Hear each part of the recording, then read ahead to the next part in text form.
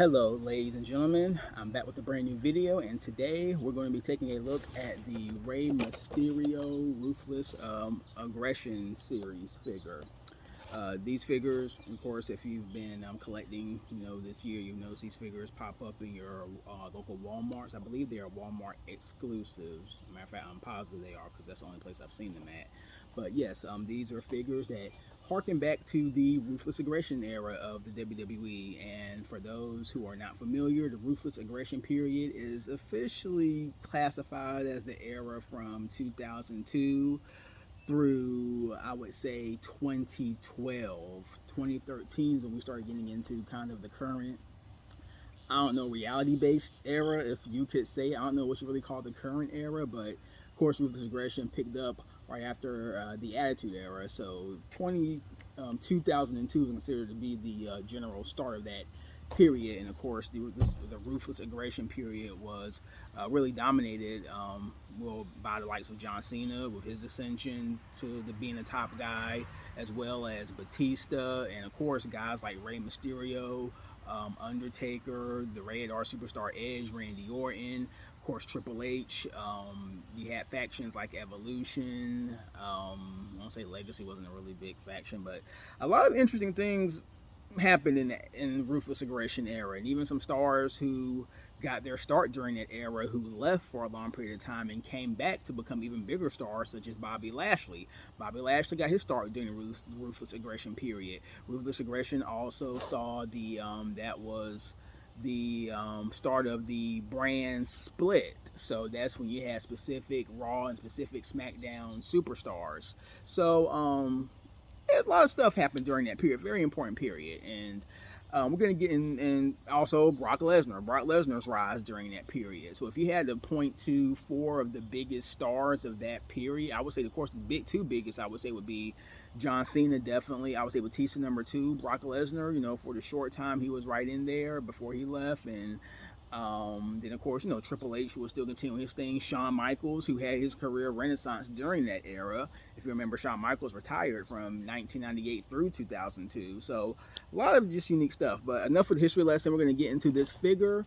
This should be a very simple, I guess, maybe bare bones review. This is a pretty standard Mysterio figure, and we're going to look at the box. This is, of course, Rey sporting his baggy look from this period. Mysterio debuted in WWE in 2002, and if you watch him back in WCW, he was smaller, and he had a different style of wrestling trunk. So 2002, he had on much more, almost, I would say, kind of an urban looking, more baggy looking style, which works for him. And I like the box. The box has a little, I like the just the design of it. We had the Ruthless Aggression up here, and then you have Best of Ruthless Aggression, as the card in the box. We see some of the other wrestlers in this series: Rey Mysterio, Booker T, and Rob Van Dam. Of course, RVD and Booker T, two guys who definitely made huge strides in their WWE career during that period. And we're just going to get into it. So, simple unboxing. And I never open these boxes the way that people might be seeing them on other videos. And I hope you like the Rey Mysterio shirt. This is a little large. I usually get extra large for my t-shirts, but this runs a little bigger than the norm. But it's a real cool design. It's like I really like it. So got this a couple of months ago. And Rey is one of my favorite wrestlers of all time. If you've been watching any of my videos over really the last year, you will see how many Rey Mysterio figures I collected, especially in 2022.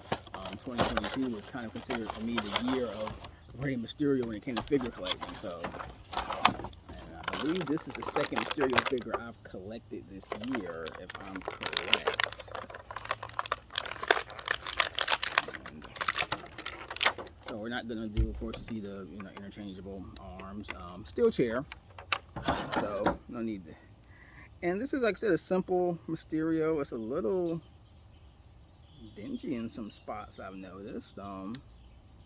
Nothing that some good cleaner can't remove, but but nonetheless.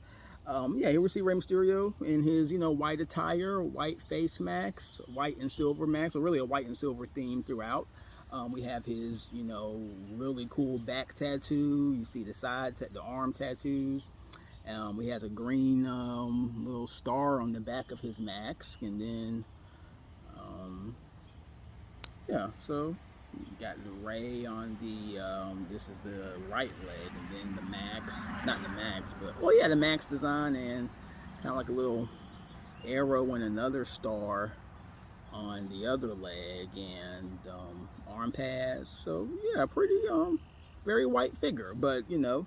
This was vintage Mysterio, and of course, one thing about Rey just has so many styles throughout the years, so many different combinations. I mean, Rey, I've said it plenty of times last year in my videos, Rey is the most toyetic professional wrestler of all time. I mean, he is custom built for as a superhero and as a wrestling figure.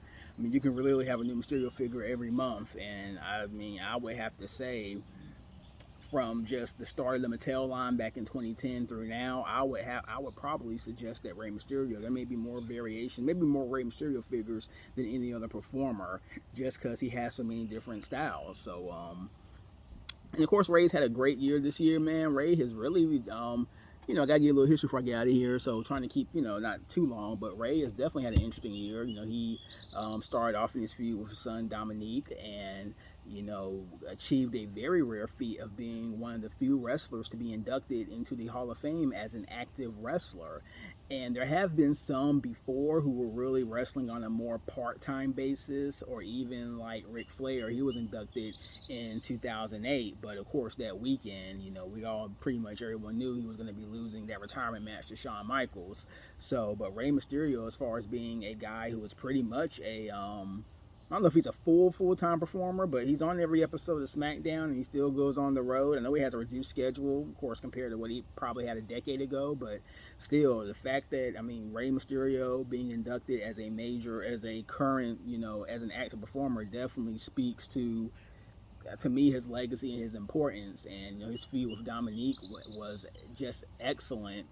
Their match at WrestleMania was one of the sleeper hits of the night. It was actually one of the matches I was most invested in from start to finish. And he's taken on the role of kind of the elder statesman of the LWO faction.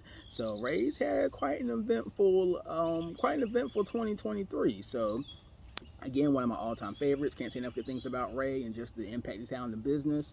And I think that's all I pretty much have for this review. So hope you've enjoyed this. Please like, comment, subscribe. I definitely appreciate the love y'all have been giving over these last couple of videos. I've been trying to do these on a tear lately, so this is really unique for me.